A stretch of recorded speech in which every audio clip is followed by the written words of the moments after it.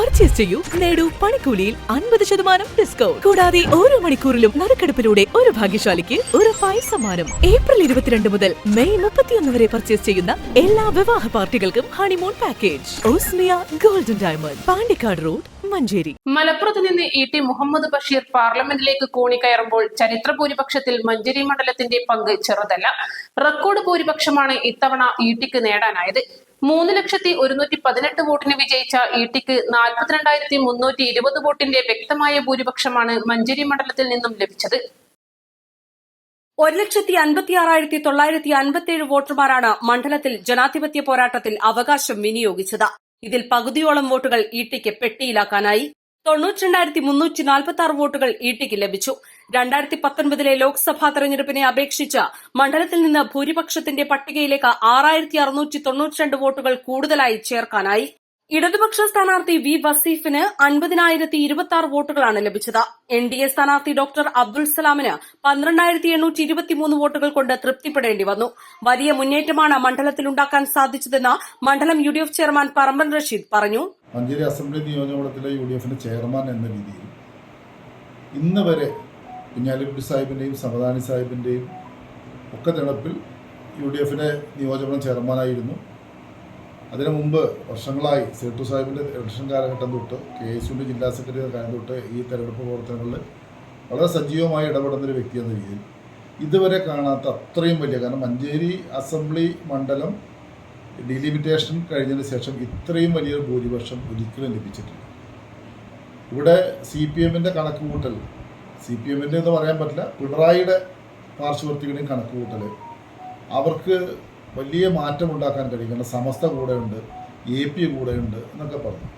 എന്നാൽ മുസ്ലിം ജനസാമാന്യത്തിൻ്റെ വോട്ട് കൈക്കലാക്കാൻ വേണ്ടി വ്യാജമായ പ്രചരണങ്ങൾ, വർഗീയ പ്രചരണങ്ങൾ, അതിൽ നമുക്കറിയാം പള്ളി പൊളിച്ച കോൺഗ്രസ്, അതുപോലെ തന്നെ CA നടപ്പിലാക്കുമ്പോൾ കോൺഗ്രസ് ഒന്നും പറഞ്ഞില്ല, കോൺഗ്രസ് വോട്ട് ചെയ്യാതെ മുങ്ങി, ഇങ്ങനെ പച്ച നുണകൾ പറഞ്ഞുകൊണ്ട് പ്രചരണം നടത്തിയ പിണറായിക്കും കൂട്ടർക്കും മുസ്ലിം ജനസാമാന്യത്തിൻ്റെ ഇടയിൽ തന്നെ വലിയൊരു വിഭാഗം മറിച്ചു വോട്ട് ചെയ്യുന്ന സാഹചര്യം.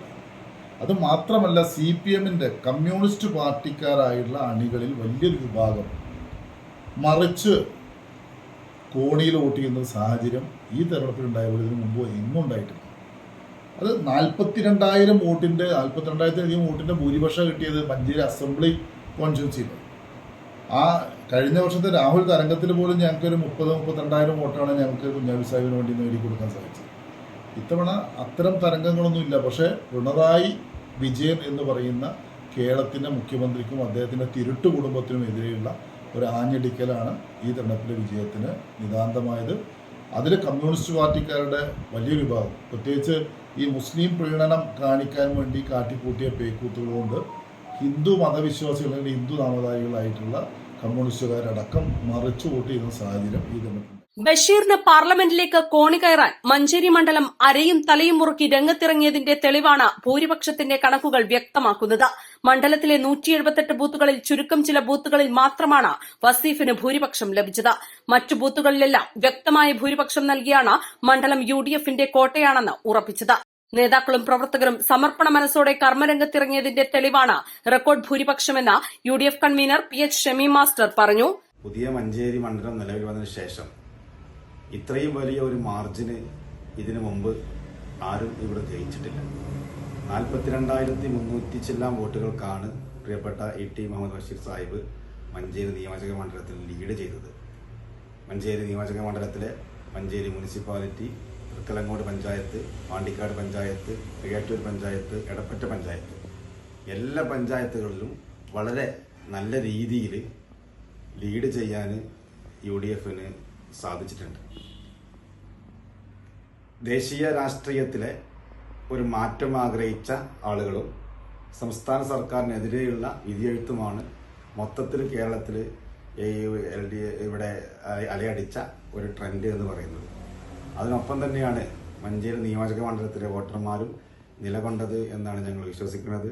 പ്രിയപ്പെട്ട ഇ.ടി. മുഹമ്മദ് ബഷീർ സാഹിബ് ഇന്ത്യൻ പാർലമെന്റിൽ ഉണ്ടാവേണ്ടത് കാലഘട്ടത്തിന്റെ അനിവാര്യതയാണ് എന്ന് തിരിച്ചറിഞ്ഞുകൊണ്ടുകൂടിയുള്ള ഒരു പിന്തുണയാണ് മഞ്ചേരി ജനാധിപത്യ വിശ്വാസികൾ അദ്ദേഹത്തിന് നൽകിയത്.